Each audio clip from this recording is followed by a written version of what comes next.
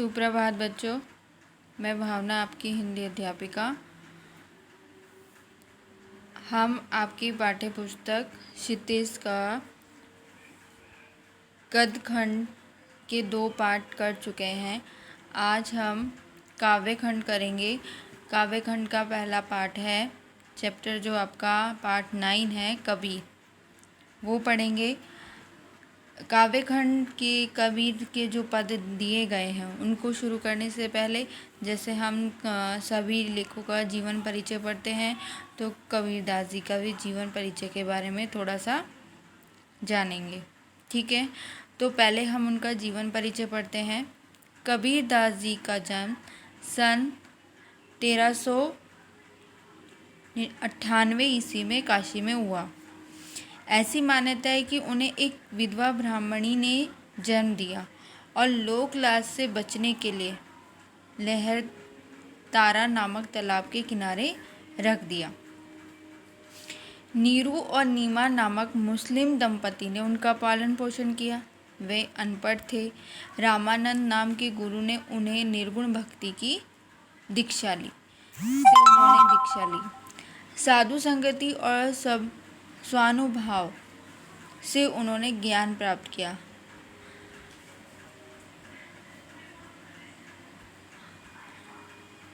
सन 1518 ईस्वी के आसपास 120 वर्ष की दीर्घ आयु में मगहर में परलोक सिधारे।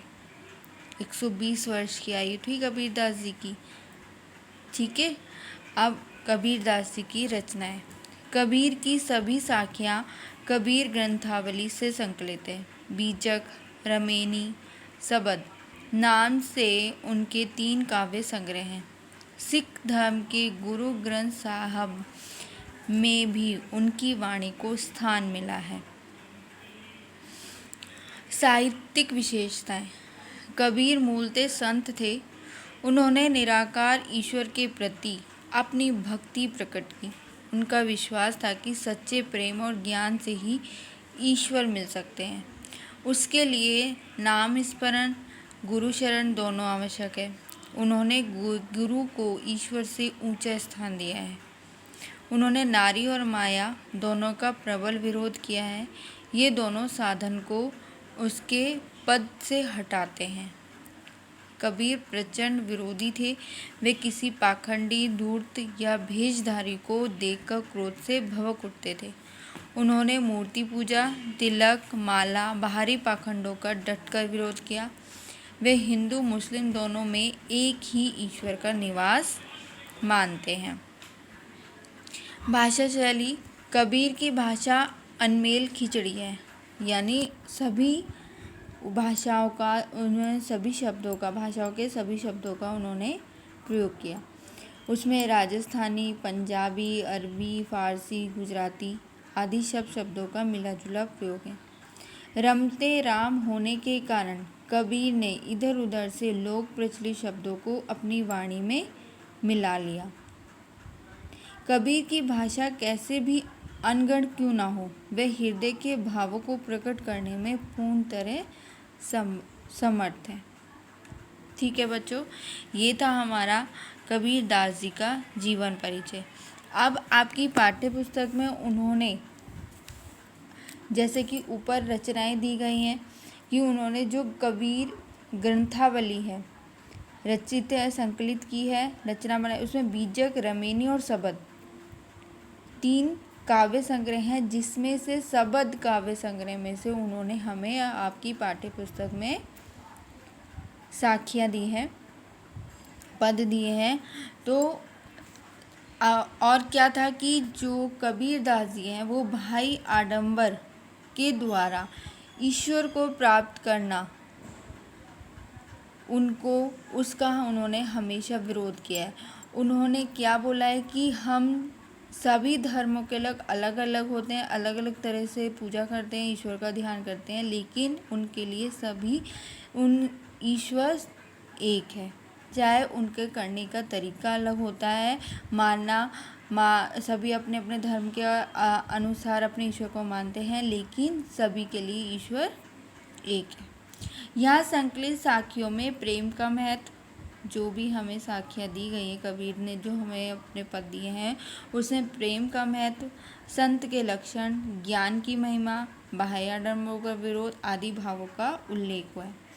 पहले शब्द में बाह्य आडंबरों का विरोध और अपने भीतर ही ईश्वर की व्याप्ति का संकेत है, और दूसरे शब्द में ज्ञान की आंधी के रूप के सहारे ज्ञान के महत्व का वर्णन है। कबीर कहते हैं कि ज्ञान की सहायता से मनुष्य अपनी दुर्बलताओं से मुक्त होता है। ठीक है बच्चों, तो आज हम पहला जो शब्द है, उनकी साखी है, पद है, उनके 3 दोहे करेंगे, पद करेंगे। मान सरोवर सुभर जल, हंसा केली कराही, मुक्ता फल मुक्ता चुगे, अब उड़ी अनंत ना जाई।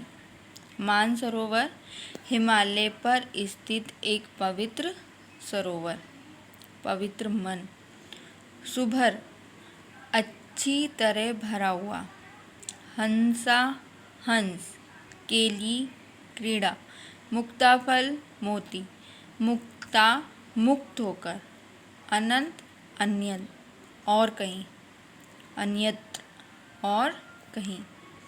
भावार्थ क्या है कि मानसरोवर के लबालब भरे जल में हंस क्रीड़ा कर रहे हैं और मुक्त भाव से सरोवर में से मोती चुग रहे हैं।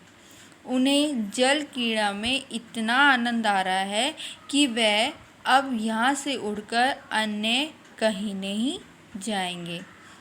आशय क्या है, कवि क्या कहना चाह रहा है कि प्रभु भक्त भक्ति में लीन होकर परम आनंद में लीन है। वे मुक्त होकर मुक्ति का आनंद ले रहे हैं। अब वे उसे छोड़कर अन्य कहीं नहीं जाना चाहते हैं। ठीक है बच्चों, प्रेमी ढूंढत मैं फिरूं, प्रेमी मिले न कोई, प्रेमी को प्रेमी मिले, सब विष अमृत होई। प्रभु भक्त, प्रेमी यहाँ पे किसको लिया है? प्रभु भक्त के लिए। कवि कहते हैं कि मैं भक्त किसी सच्चे प्रभु प्रेमी को खोजने निकला, परंतु बहुत प्रयत्न करने पर भी वह मुझे ना मिल सका। जब मुझे सच्चा प्रेमी मिला तो मेरे सब पाप पुण्य, जो भी सब पाप थे वो किस में बदल गए? पुण्य में बदल गए। जो वासनाएं थी वो नष्ट हो गई, दुर्भावनाएं समाप्त हो गई, मन में पवित्रता रूपी अमृत का संचार हो गया। प्रेमी ढूंढत मैं फिरूं, प्रेमी मिले न कोई, प्रेमी को प्रेमी मिले, सब विष अमृत होए। प्रभु क्या कहते हैं कि जब भक्त किसी सच्चे प्रभु प्रेमी को खोजने निकला, परंतु बहुत प्रयत्न करने पर भी वह मुझे नहीं मिला, और जब मुझे सच्चा प्रेमी मिला तो मेरे सब जो पाप थे वो किस में बदल गए? पुण्य में बदल गए, और मेरे मन में पवित्रता रूपी अमृत का संचार हो गया। हस्ती चढ़िए ज्ञान को, सहज दुलीचा डारी, स्वान रूप संसार है, भूकन दे झक मारी। हस्ती हाथी, सहज स्वाभाविक, दुलीचा कालीन, डारी डालकर, स्वान कुत्ता। ठीक है, कबीरदास जी कहते हैं कि हे साधको, तुम ज्ञान रूपी हाथी पर सहज समाधि रूपी आसन बिछाकर निश्चितता से चलते रहो। यह संसार तो कुत्ते के समान है, जो हाथी को चलता देखकर व्यर्थ ही भौंकता रहता है। उससे तुम्हारा कुछ बिगड़ने वाला नहीं है। आशय यह है कि प्रभु साधक को दुनिया की निंदा की परवाह किए बिना साधना पद पर बढ़ते रहना चाहिए। कबीरदास जी क्या कहना चाह रहे हैं कि भक्त को ईश्वर की प्राप्ति करने के लिए दुनिया की करी हुई जो भी बुराई है, जो भी निंदा है, उसकी बिना परवाह करे हुए अपने मार्ग पर, साधना के मार्ग पर आगे बढ़ते रहना चाहिए। पखापकी के कारणे सब जग रहा भुलान, निरपक होई के हरि भजे सोई संत सुजान। पखापकी पक्ष, विपक्ष, कारणे कारण, जग संसार, भुलान भूला हुआ, निरपक निष्पक्ष, सोई वही, सुजान ज्ञान। कबीर कहते हैं कि आज सारा संसार पक्ष और विपक्ष में पड़ गया है। लोग तर्क और वितर्क के चक्कर में ईश्वर को भूल गए हैं। सच्चा संत वही है जो निष्पक्ष होकर ईश्वर का भजन करता है। ठीक है बच्चों, तो ये चारों पद कबीरदास जी द्वारा जो लिखे गए हैं उनके हिंदी अनुवाद जो मैंने भावार्थ आपको बताए हैं, अच्छे से इनको समझ लीजिए। ठीक है, इसको रिपीट करना है, समझना है, और अगर आपको ज़रूरत पड़ रही है तो इसको लिख भी सकते हैं। बाकी के जो पद हैं वो हम नेक्स्ट भाग में करेंगे, कल करेंगे। धन्यवाद।